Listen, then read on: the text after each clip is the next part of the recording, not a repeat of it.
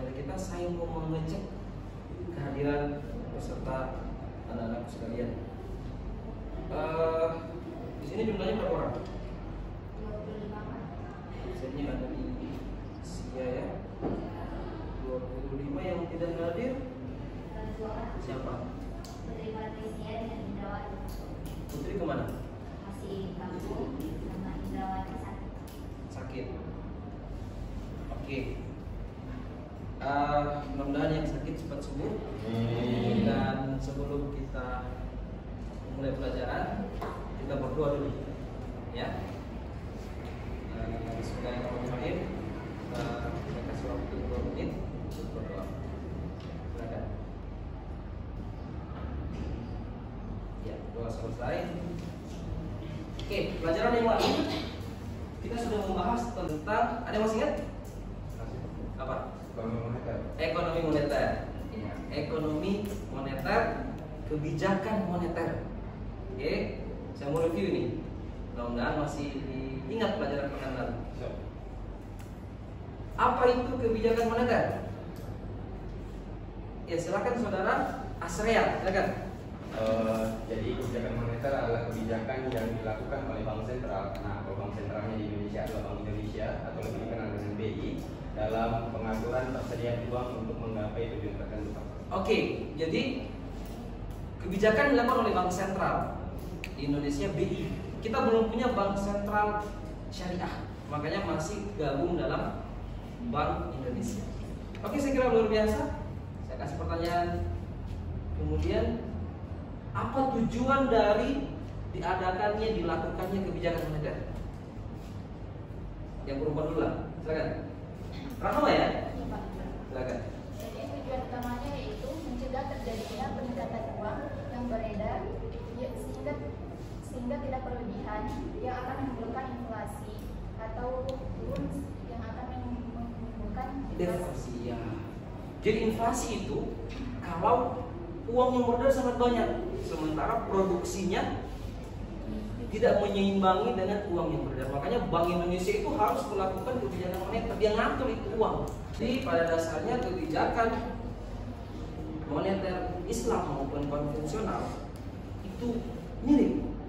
Hanya poin utamanya adalah dalam kebijakan moneter Islam itu menghilangkan riba dalam transaksinya. Jadi dia mengatur bukan bunga tetapi bagi hasil yang diatur. Oke? Masih diingat ya semuanya? Ada yang mau bertanya? Ya, silakan. Tadi hampir mirip antara kebijakan fiskal Islam dan kebijakan fiskal moneter. Lalu apa yang membedakan antara kebijakan fiskal Islam? Oke, ya, bagaimana sekali pertanyaannya. Jadi saya ulangi, kita satu pemahaman dulu di sini sebelum kita masuk pada materi fiskal Islam. Kebijakan moneter itu sama, tetapi tadi menghilangkan riba dengan memasukkan bagi hasil. Sementara kebijakan fiskal kita ada yang namanya zakat. Nah, ini akan kita bahas hari ini. Oke, kita sudah satu persepsi semua. Kita masuk pada materi kita hari ini, yaitu zakat sebagai instrumen kebijakan fiskal. Coba next. Nah, silakan next lagi. Ada 4 standar kompetensi atau yang harus kalian pahami setelah mengikuti pelajaran ini. Yang pertama, mahasiswa mampu memahami pengertian kebijakan fiskal dan konsep ekonomi makro dalam konsep ekonomi makro. Yang kedua, kalian mampu mengetahui peran zakat sebagai instrumen fiskal. Yang ketiga, kalian harus menghafal. Nah, sebagai orang syariah, nanti turun ke masyarakat, kalian harus hafal itu tadi. Yang keempat, mampu memahami pengertian jenis-jenis dan perhitungan zakat. Oke, kita masuk pada materi. Oke, kita masuk pada materi hari ini tentang zakat sebagai instrumen kebijakan fiskal. Apa itu kebijakan fiskal? Nah, saya sudah tampilkan di sana. Kebijakan fiskal adalah kebijakan pemerintah di bidang anggaran dan belanja negara yang berfungsi untuk membuat perubahan di dalam perekonomian negara.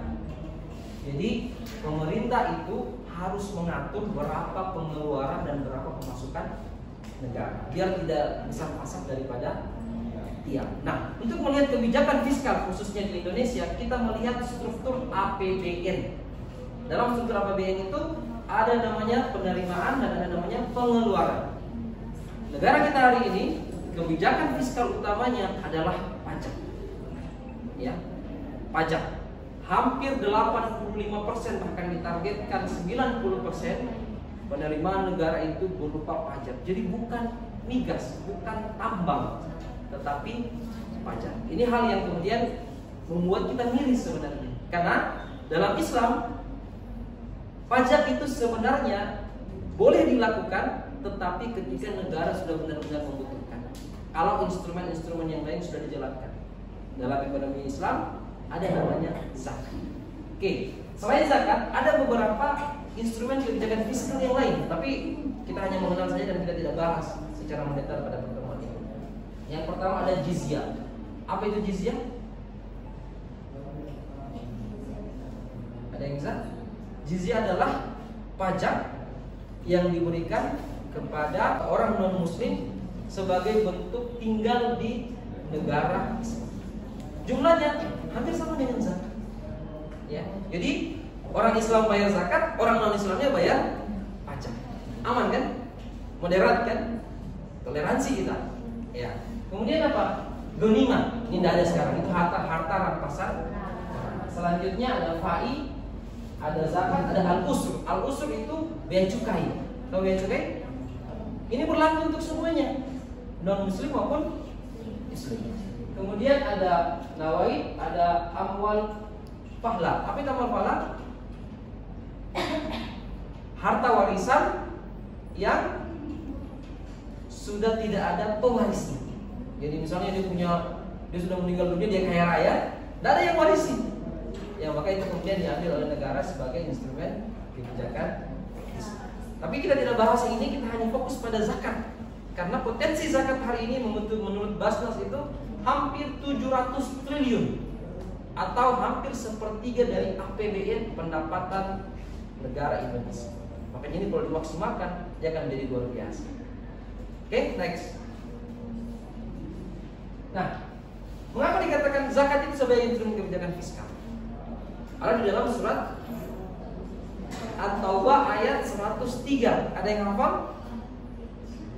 Belum ya? Tapi nanti setelah ini harus dihafal.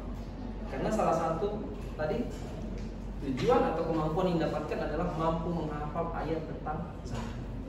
Perhatikan. Hus min amwalihim shadaqatun tutahhirukum wa tuzakkihim biha.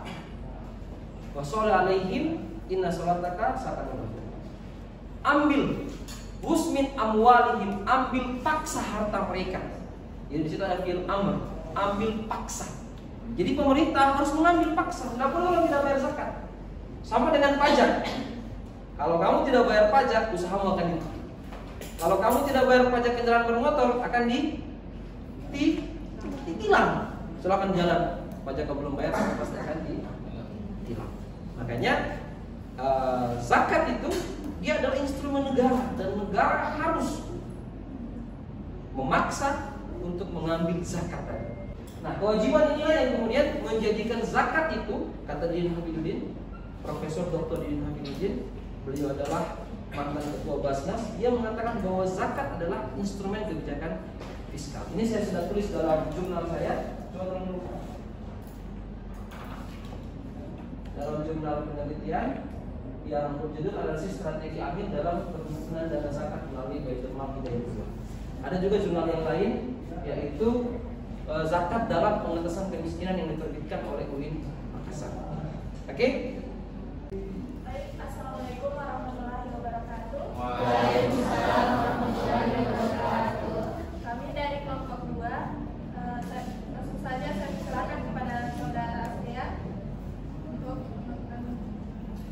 Ya, terima kasih moderator. Pada kesempatan kali ini kita akan mempresentasikan sedikit terkait pengertian jenis-jenis dan perhitungan zakat.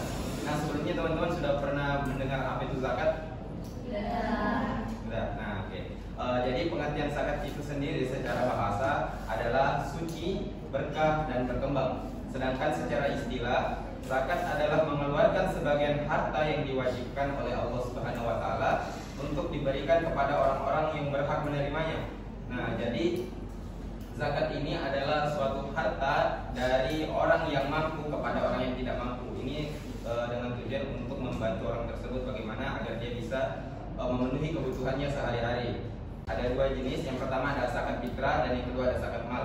Adalah zakat fitrah adalah ibadah yang wajib bagi seluruh kaum muslimin, baik laki-laki maupun kecil, baik laki-laki maupun perempuan, besar maupun kecil, tua maupun muda, bahkan seorang bayi yang baru lahir di bulan Ramadan sebelum matahari terbenam. Jadi walaupun dia baru berumur 1 bulan, 2 bulan, selama dia lahir masih dalam keadaan di bulan Ramadan, belum ke bulan Syawal, maka dia masih wajib untuk membayar zakat fitrah. Nah, yang kedua ada zakat mal. Nah, zakat mal merupakan harta yang wajib dikeluarkan seseorang muslim sesuai dengan nisab dan tahunnya. Gitu. Mungkin itu saja materi yang dapat saya sampaikan, kurang dan lebihnya mohon dimaafkan. Saya kembalikan ke moderator.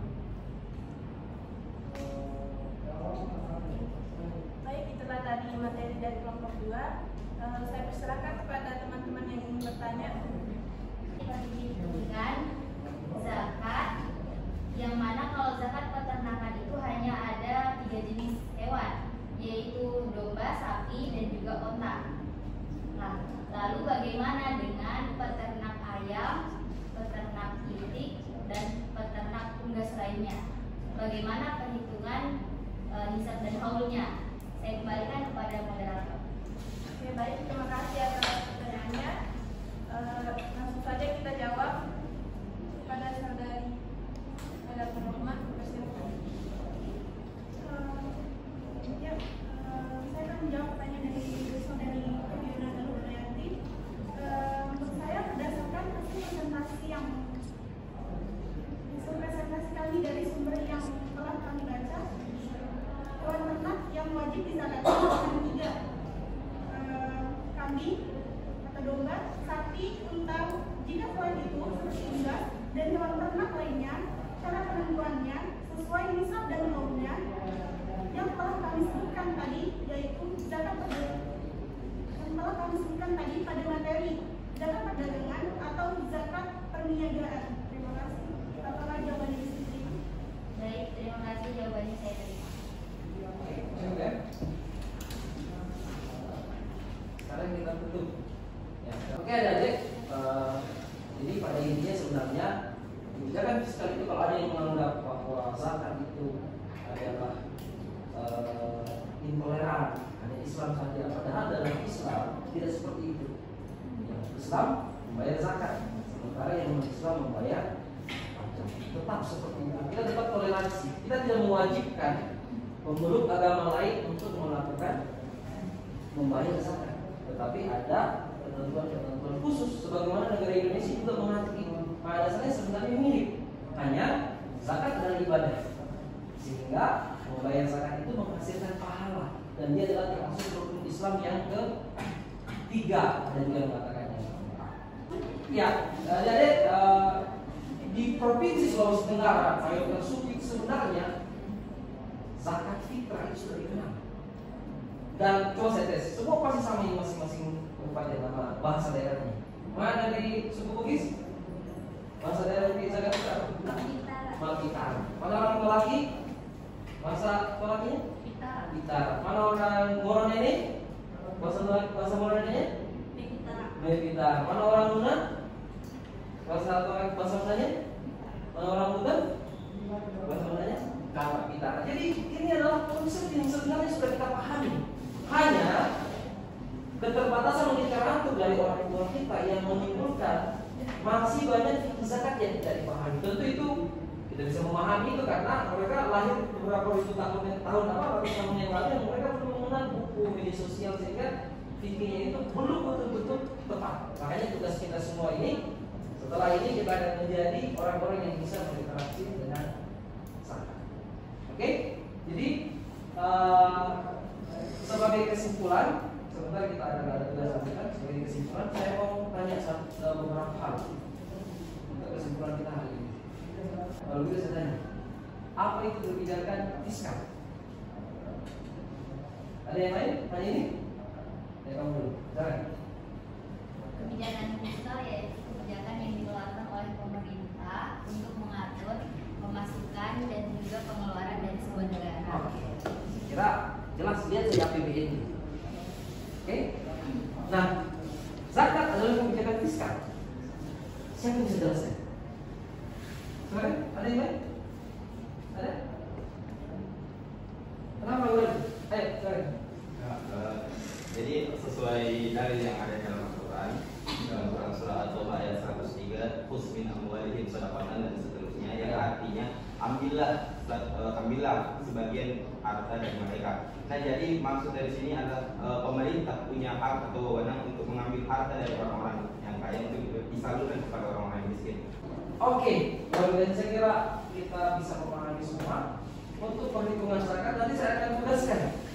Ya, kelompok 1, 2, 3, 4, 5. 5 kelompok ya? 5 kelompok. Kelompok 1 tolong cari UMKM di sekitarnya yang zakat perdagangan, baru hitungkan zakatnya. Kalau tidak ada, kan udah paham tadi ya. Kemudian kelompok 2 peternakan. Ya, ada yang peternak kambing di samping rumahnya, hitungkan zakatnya. Kalau tidak ada zakatnya tidak ada masalah. Ya, kemudian pertanian. Ya, nanti cari petani kampungnya atau di mana saja dengan tetangganya, hitungkan zakatnya. Ya, kemudian zakat emas dan perak, apa tahu ada mamanya atau tetangganya yang punya banyak emas, hitungkan zakatnya atau tabungannya. Bisa ya? Nanti ke depan kita akan mereview sedikit tugas-tugas yang ada bagian. Oke, demikian pertemuan hari ini. Saya ucapkan terima kasih atas perhatian dan kerjasama yang kompak sekali. Ya, dan mudah-mudahan pelajaran kita hari ini bisa bermanfaat. Assalamualaikum warahmatullahi wabarakatuh.